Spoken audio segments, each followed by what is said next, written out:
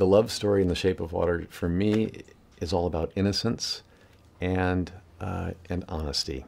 If there's an honesty that happens with no hidden agendas, no ill intentions, nothing but pure. It's purity between Eliza and the fish man that I get to play, and not a word spoken. You know, with no verbal dialogue. It's a heart connection that happens on film. So there's something very pure about that, not polluted with words.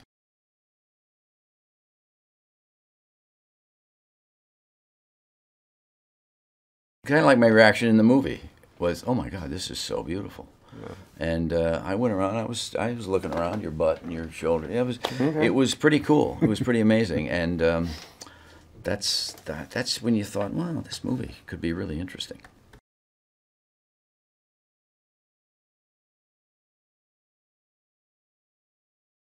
Guillermo del Toro is known for his love of monster movies. Like, it was the Universal classics that made him want to make movies in the first place, with Frankenstein, you know, Dracula, The Mummy, King Kong, and of course The Creature from the Black Lagoon.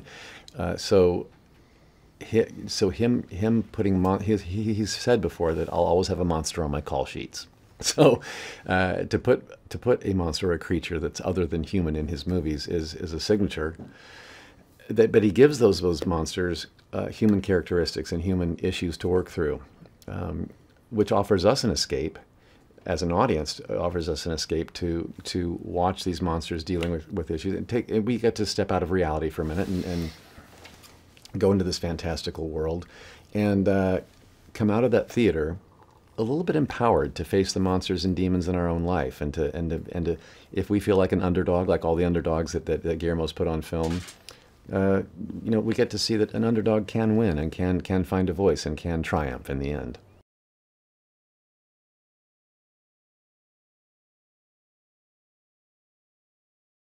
He also saw humanity in all of these creatures that he loved from when he was a child, and that's what he's put into his versions of these folks. I mean, he's made the audience understand that they have an intellect and they have a heart, and he did it without using words and without having them become a person.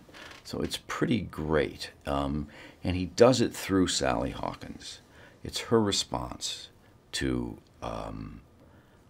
the creature that makes you understand that she sees something in them that we better look for.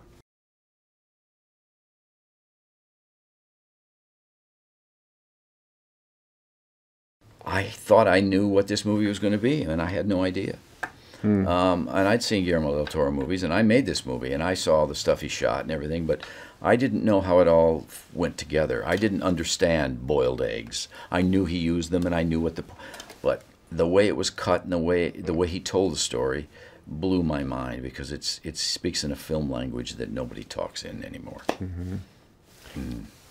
I think I was surprised with the musical movie that we made, without realizing it was a musical while we were making it. Perhaps, and of course there was a dance number in it for Sally and I that took us off to a fantastical, you know, fantasy moment.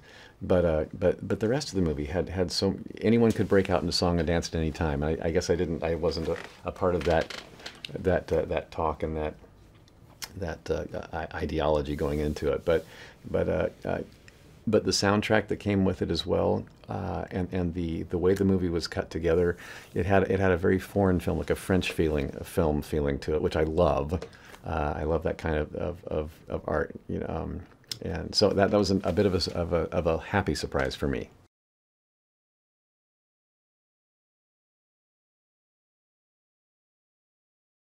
The music, for me, was definitely a mood setter, or a contrast of what we were watching, something that might be a little dark and it might have a whimsical musical note going over it.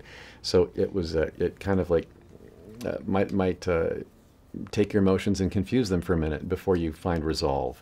It was a beautiful way of helping push story along, I thought. Well, Alexander Desplat, when he talked about making this, writing the score for this, and he said I didn't do it on purpose. When I went back and looked at the melodies that I'd written, they do this, like a wave. And he said it can't be drama. It has to. Well, I mean, that's the job of a composer, to find the heart of the film and help it. And it never gets in the way. It's absolutely beautiful.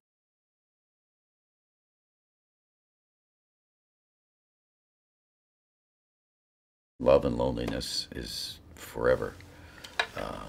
You know, cycles. We're trying to break loneliness to find love. I mean, there's nothing really new about anything. It's just how you tell the story, and you know, I think people can relate. I know they can to these invisible folks. All of us at some point in our lives have felt like the monster that didn't fit in. And is there love potential for us? That's a timeless theme, whether it was the 1960s or it's 2017, I think. Hey, so stay with me as I have a bonus behind-the-scenes movie fact for you. Did you know that for the movie The Social Network, rather than use a split screen, David Fincher shot most of the Winklevoss scenes with two actors, Armie Hammer and Josh Pence, and digitally grafted the former's face onto the latter in post-production. The two actors went to twin boot camp to match up their body language, while Pence's face got a cameo during a party scene. Wow. What's your favorite David Fincher film? Let me know in the comments below. And remember, we publish new videos every day, so be sure to subscribe for more great content. Bye bye!